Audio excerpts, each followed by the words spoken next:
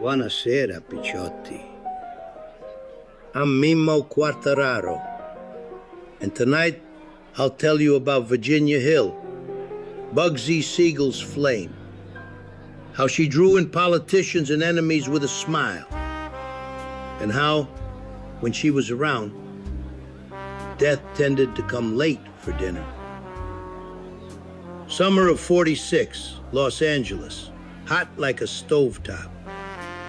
The neon on Sunset hissed, and the air smelled like gin, gardenias, and gasoline. I was running notes and envelopes between Hollywood and the desert, a quiet paisa with good shoes and eyes that never stuck where they shouldn't. They had me bouncing between Chasen's, the Trocadero, and the half-built Flamingo in Nevada. Then she walked into my life like a red comet. Virginia, all cheekbones and nerves of ice. People called her the Queen, but it was the way rooms bent around her that impressed me. We met outside Musso and Frank over oysters. Bugsy was late. She wasn't. She leaned on the counter, ordered a Negroni, took a slow sip, and pinned me with eyes that did math. "You're Mimo," she said, soft like a lullaby that carried a knife. "You run paper. You keep time. You pay attention." I didn't deny it. She smiled. "Good. We'll get along." The first lesson with Virginia was simple. She never asked twice. A councilman who blocked a rezoning near La Brea hits a private birthday of Ciro's. She drifts through his circle like a good luck prayer. A hand on the elbow, a laugh that made men forget their wives' names, and a promise of nothing specific. 3 nights later, the vote flips. Nobody calls it a payoff. Nobody asks where his brother went. The papers say he took a fishing trip and came back a different man. Wait, you learn to read the gaps between the lines. Bugsy adored her. Mamma mia, he was reckless, but she could cool him with a touch. I saw him rage in a dressing room at the Trocadero, veins jumping like ropes under his skin. Money bled into the sand out at the Flamingo, and some Midwestern investors were squealing. He threw a chair hard enough to make the mirror wince. Virginia stepped in, brushed a thread from his lapel, and said, "Babe, let the boys solve it. You sell the dream." He sagged. She winked at me. I took the signal and moved the envelope to a different pocket. That was our code. Left pocket for trouble, right for mercy. There were rituals. The old ones had saints and salt, we had napkins and matches. If Virginia folded a napkin twice and set it on the wine glass, you waited in the hall. If you saw her break a match and tuck it under the menu, you took the side door and never looked back. I watched her do that to a union tough who decided we owed him extra to keep his boys on a job. She handed him a smile and a cigarette. Next day, he was found sleeping forever in a borrowed Cadillac off Riverside. The paper said heat stroke. We said nothing, because that's how a family breathes. Quiet.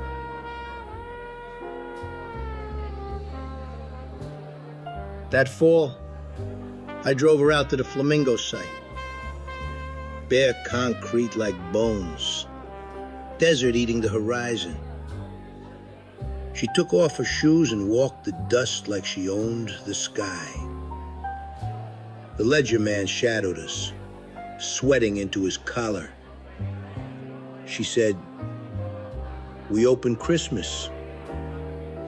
He said, "We don't have beds for the rooms." She tilted her head, all innocence. Then get beds. She looked at me. Mimo, borrow me some loyalty. I understood.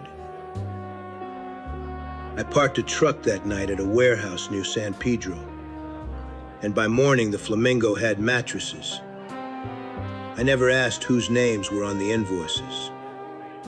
People who ask too many questions don't get to ask for long. There was a dinner on Highland I don't forget. A judge with slick hair. A pair of producers with cologne like a funeral. And a crooked cop named Whitman, who fancied himself an artist. Virginia sat in the center, hands clean, eyes working. We ate ziti and veal that tasted like Sunday, even though it was Wednesday. She tapped the ring against the glass, 1, 2, and held her fork a certain way. That meant the judge was soft. Whitman bragged about raids he'd planned, raids that somehow never touched certain rooms. Later that week, Whitman got a call to meet a man in a garage.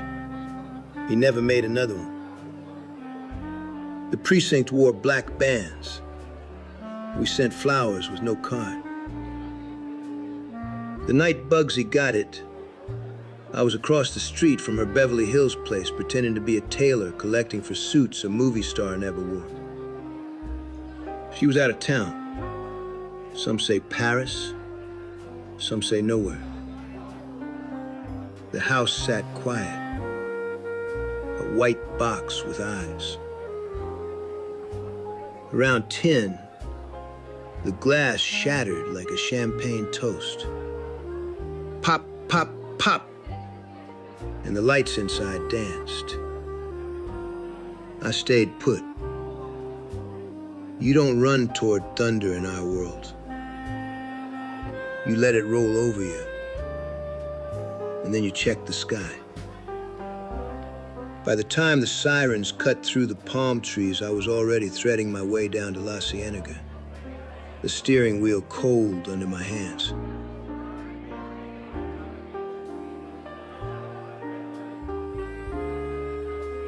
After Bugsy, some thought she'd dissolve, just another beautiful ghost. Instead, she got sharper. She floated city to city, a red line on a map. Havana, Miami, New York, back to LA, then a quiet hotel in Mexico where the carpet smelled like new money. Wherever she touched down, someone slipped, someone signed, someone vanished. I carried messages no one wants to read. At a hotel bar where the band played sleepy boleros, she slid a note to me under a coaster. Tell the paisa on Grand to stop asking questions, it said. I delivered it, and the paisa stopped twice. First the questions, then the breathing.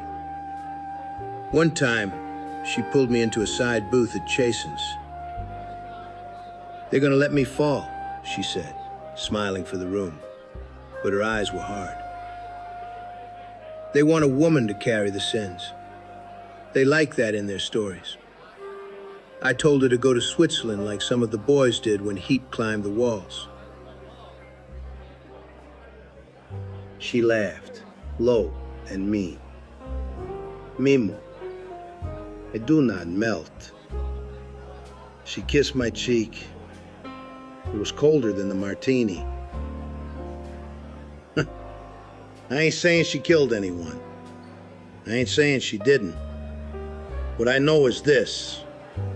When Virginia was present, the wind and the windows paid attention. Men who had been loud got quiet. Men who had been strong found new hobbies like prayer. And those who thought they ran the board realized the pieces had moved without their permission. We passed salt left-handed. We folded napkins twice. We waited in hallways smelling beef and fear. And when the door opened, sometimes it was Virginia, smiling like a nun, handing us salvation wrapped in linen. Sometimes it was not. Years later, in a tiny cafe off East Houston, I sat with a kid eager to prove himself. Hair slicked, hands shaking over espresso. He asked about Bugsy, about the queen with the red hair. I said, "Big you, all you need to know is this. Charm is a pistol you can't see."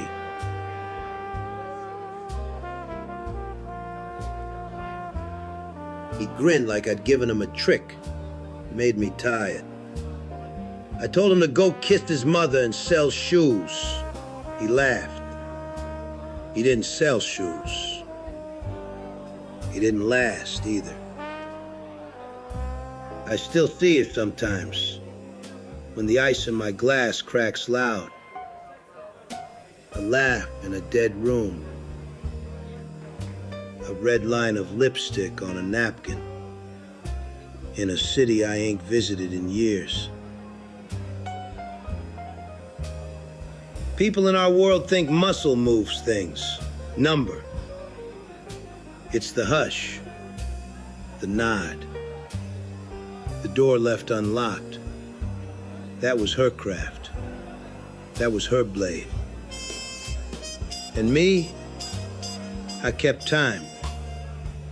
I moved paper.